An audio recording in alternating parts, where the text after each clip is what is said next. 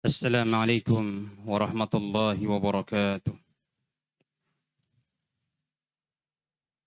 إن الحمد لله نحمده ونستعينه ونستغفره ونعوذ بالله من شرور أنفسنا وسيئات أعمالنا.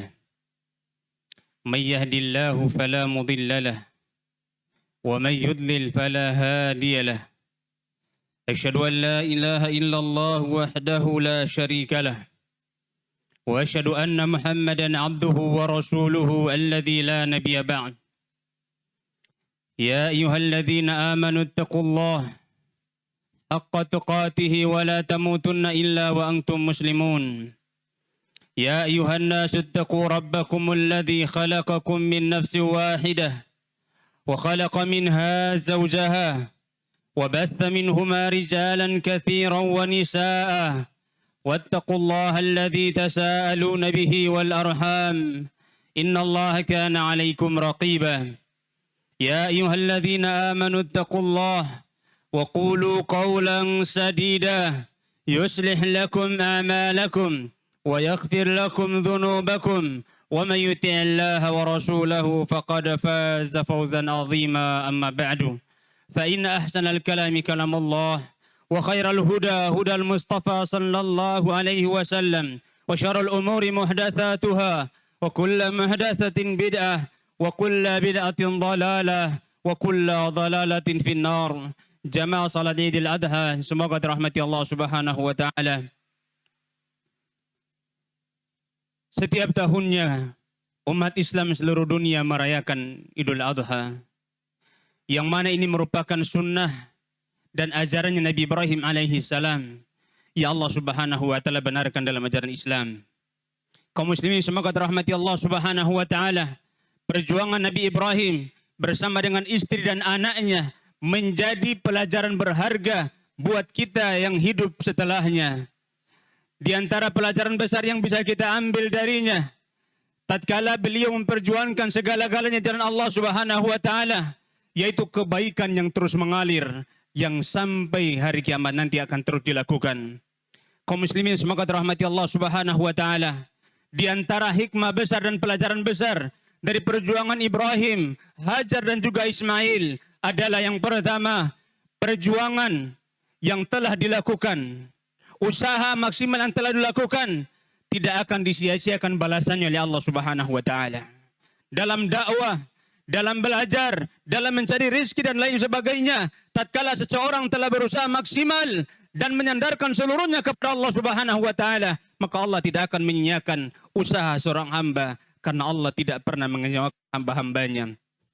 Di antaranya adalah tatkala Hajar alaihissalam, semoga Allah Subhanahu wa taala melimpahkan rahmat dan kasih sayangnya kepada beliau.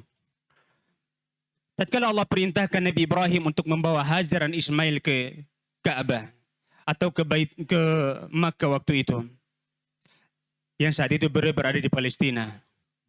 Allah Subhanahu wa taala perintahkan beliau untuk membawa Hajar dan Ismail ke sebuah negeri yang tidak ada manusia satupun tinggal di sana. Tatkala dia membawa Hajar ke sana, sampailah beliau di tempat yang akan dibangunnya Ka'bah. Dia meninggalkan Hajar dan Ismail di sebuah lembah yang tidak ada rumput tumbuh di sana. Maka Hajar ketika melihat suaminya berpaling, Hajar memanggil Ibrahim, "Ya Ibrahim, wahai Ibrahim, apakah engkau akan meninggalkan kami di tempat seperti ini? Tidak ada makanan, tidak ada juga orang yang lewat." Maka Ibrahim tidak menoleh sama sekali, dan dia terus berjalan. Akhirnya dipanggil kedua kalinya oleh Hajar, "Ya Ibrahim, wahai Ibrahim, apakah engkau akan meninggalkan kami di tempat seperti ini?" Dan Ibrahim tidak menoleh. Yang ketiga kalinya memanggil, "Ya Ibrahim, Allahu amaraka bihadza." Wahai Ibrahim, apakah Allah yang memerintahkan engkau untuk melakukan hal ini? Maka Ibrahim mengatakan, "Fa na'am." Iya. Maka Ibrahim pun berjalan. Dan tatkala berlalu 3 hari, bekal air yang dititipkan yang dibawa oleh mereka telah habis. Sementara Ismail dalam kondisi bayi terus minum ASI dari ibunya. Maka untuk melanjutkan kehidupan mereka, sang ibu berusaha untuk mencari air. Di sini letak maksimalnya usaha Hajar bagaimana dia berusaha mencari air seorang wanita. Kemudian dia berangkat ke Bukit Safa. Dia naik ke Bukit Safa. Tatkala dia berada di tengah-tengah antara Safa dan Marwah, dia tidak melihat Ismail. Maka agar dia dapat melihat Ismail, apa yang dia lakukan? Dia berlari kencang untuk naik ke Bukit Safa.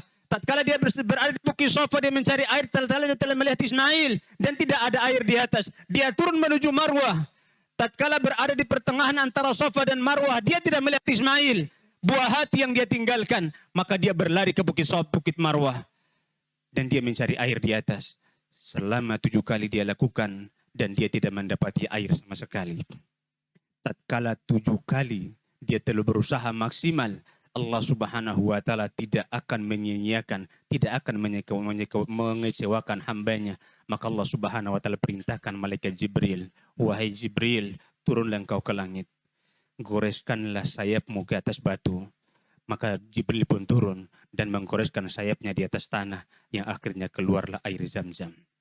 Ini pelajaran pertama. Maka kita semuanya dalam masalah dakwah, usaha yang harus kita lakukan harus maksimal. Dalam pembebasan lahan, membangun masjid, membangun dakwah, membangun sekolah, juga harus usahanya maksimal. Jangan sampai kita ada menjadi orang-orang yang cengeng. Jangan sampai kita menjadi orang-orang yang mudah mengeluh dan berkeluh kesah. Dalam hal dakwah kita harus bersabar dan harus betul-betul berjuang maksimal di jalan Allah Subhanahu wa taala. Dan yang kedua, al-jaza'u min jinsil amal. Sebagaimana engkau berbuat, seperti itu pula engkau akan dibalas. Sebagaimana kita beramal, seperti itu kita akan mendapatkan buah dari amalan kita. Hal ini juga dilakukan oleh Ibrahim alaihi salam. Tatkala beliau memurnikan tauhid kepada Allah Subhanahu wa taala, beliau perintahkan umatnya, la ta'budi syaitan. Beliau mengatakan jangan kalian sembah syaitan. Tatkala dia menyuruh bapaknya. Ini merupakan tauhid kepada Allah Subhanahu wa taala. Inna syaitana kana lirrahmani 'asiyah. Sesungguhnya syaitan sangat membangkang kepada Allah Subhanahu wa taala. Maka tatkala tauhid dia tegakkan dalam dirinya, dalam keluarganya, dan kepada kaumnya dan juga orang tuanya, Allah Subhanahu wa taala membalas yang sangat luar biasa, yaitu kesolehan sang anak, ketaatan dan ketundukan sang anak, sampai-sampai saking tunduknya Ismail kepada ayahnya. Tatkala ayahnya mengatakan, ya falamma balagha ma'ahu saya, tatkala Ibrahim mengatakan kepada anaknya, tatkala Ibrahim mengatakan kepada anaknya, falamma balagha ma'ahu sa'ya, tatkala Ismail sudah tumbuh besar dan bisa membantu ayahnya, qala ya bunayya, wahai anakku, inni ara fil manami anni adbahuka fanzur madza tara. Aku melihat dalam mimpiku, aku menyembelihmu, maka apa pendapatmu? Maka Ismail mengatakan, ya abatif alma tu'mar, satajiduni insyaallahu minas sabirin. Wahai ayahku, wahai bapakku, kerjakanlah apa yang kau diperintahkan. Semoga engkau mendapati aku termasuk orang yang bersabar. Maka muslimin semoga dirahmati Allah Subhanahu wa taala. Ayat ini menunjukkan kepada kita bahwasannya kesolehan seorang anak juga bergantung pada tingginya tauhid seorang bapak. Semakin tinggi tauhid seorang bapak, semakin tinggi keyakinan seorang ayah kepada Allah Subhanahu wa taala, maka Allah akan menganugerahkan kesolehan kepada anak-anaknya. Hal ini terbukti dari kisah Syekh Muhammad bin Abdul Wahhab rahimahullahu taala. Tatkala beliau memurnikan tauhid di jalan Allah Subhanahu wa taala, membantai kesyirikan, menghancurkan kuburan-kuburan, bahkan patung-patung berhala beliau hancurkan. Allah Subhanahu wa taala balas yang sangat luar biasa. Bahkan sampai saat ini anak cucu beliau menjadi orang-orang yang luar biasa. Kesolehan mereka tak tertanggung, tak terkalahkan.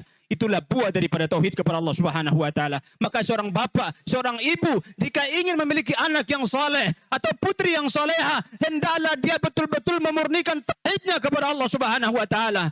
Jangan sampai hanya sekedar kita berdoa, tapi tauhid kita kepada Allah Subhanahu wa taala sangat lemah. Keyakinan kita kepada Allah Subhanahu wa taala sangat lemah. Maka ini merupakan cita-cita yang terkadang tak terkabulkan.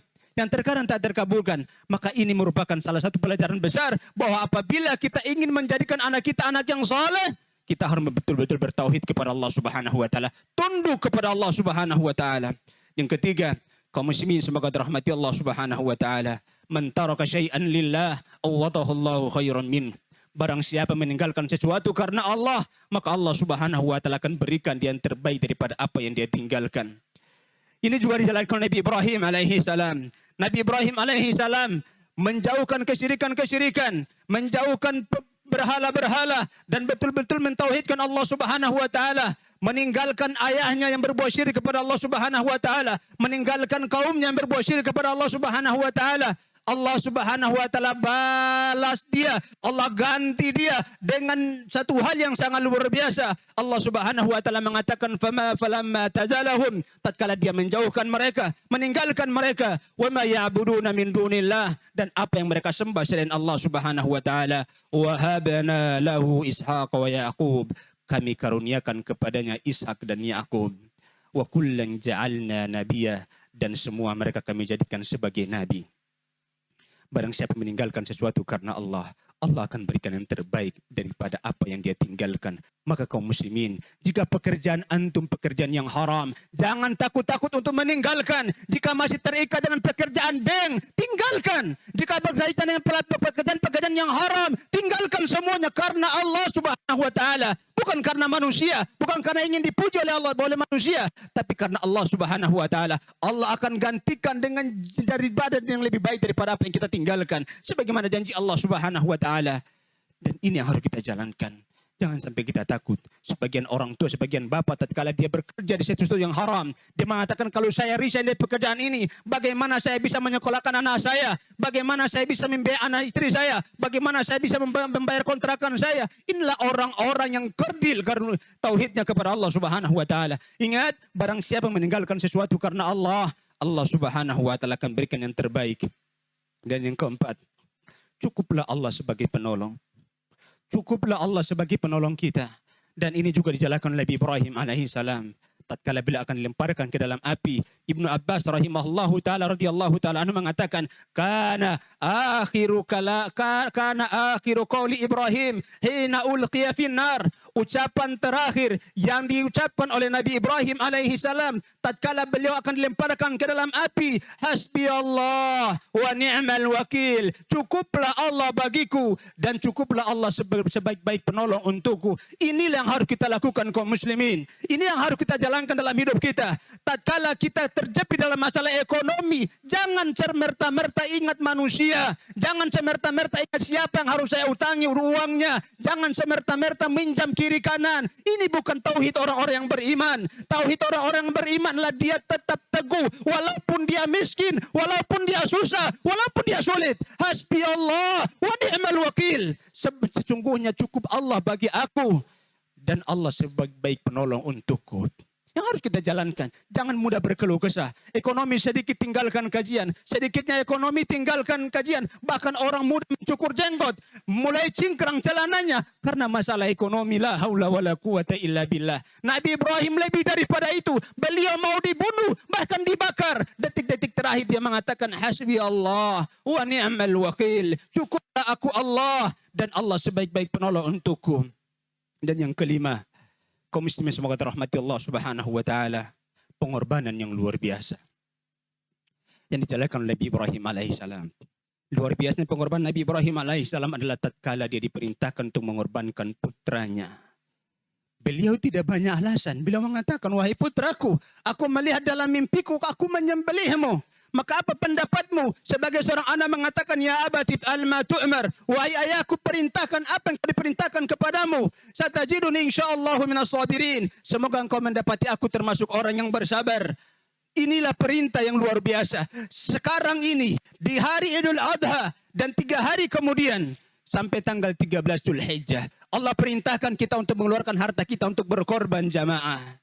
Terkadang sebagian kaum muslimin, gara-gara untuk bayar kontrakan dia tidak mau berkorban. Gara-gara hidup susah dia tidak mau berkorban. Ingat Nabi Ibrahim alaihissalam, jangankan masalah fulus, jangankan masalah kesusahan, nyawa anaknya harus dia korbankan. Maka kita sebagai seorang muslim harus betul-betul berkorban di jalan Allah Subhanahu wa taala. Apapun susahnya keadaan kita, apapun susahnya hidup kita, kita harus punya cita-cita. Tahun depan saya harus bisa korban. Bagaimana caranya? Nabung 1 hari 10.000. 1 hari 10.000. Jangan disibukkan dengan beli pulsa, beli kuota internet. Yang akhirnya tiap tahun kita hanya bisa meminta-minta dan berharap pemberian daripada pekorban. Seorang muslim harus punya jiwa yang besar. Dia tidak boleh tidak berkorban setiap tahunnya. Semiskin apapun kita harus kita usahakan itu. sebagaimana dijalankan Nabi Ibrahim alaihi salam. Maka muslimin semoga dirahmati Allah Subhanahu wa taala. Semoga kita mengambil pelajaran dari kisah Nabi Ibrahim alaihi salam. Allahumma salli ala Muhammad wa ala ali Muhammad kama sallaita ala Ibrahim wa ala ali Ibrahim innaka Hamidum Majid. Wa barik ala Muhammad wa ala ali Muhammad kama barakta ala Ibrahim wa ala ali Ibrahim innaka Hamidum Majid. ربنا هب لنا من أزواجنا وذرياتنا قرة أعين واجعلنا للمتقين إماما. ربنا هب لنا من أزواجنا وذرياتنا قرة أعين واجعلنا للمتقين إماما. ربنا هب لنا من أزواجنا وذرياتنا قرة أعين واجعلنا للمتقين إماما. اللهم أصلح لنا وولاة أمورنا. اللهم أصلح لنا وولاة أمورنا. اللهم أصلح لنا ومن مل أمرنا يا أرحم الراحمين يا ذا الجلال والإكرام. اللهم أصلح لنا ديننا الذي هو عصمة أمرنا وأصلح لنا دنيانا التي فيها معاشنا وأصلح لنا آخرتنا التي إليها معادنا واجعل الحياة زيادة لنا في كل خير واجعل الموت راحة لنا من كل شر يا أرحم الراحمين يا ذا الجلال والإكرام. ربنا اغفر لنا ولوالدينا وارحمهما كما ربيانا صغيرا. ربنا آتنا في الدنيا حسنة وفي الآخرة حسنة وقنا عذاب النار. وصلى الله على نبينا محمد والسلام عليكم ورحمة الله وبركاته.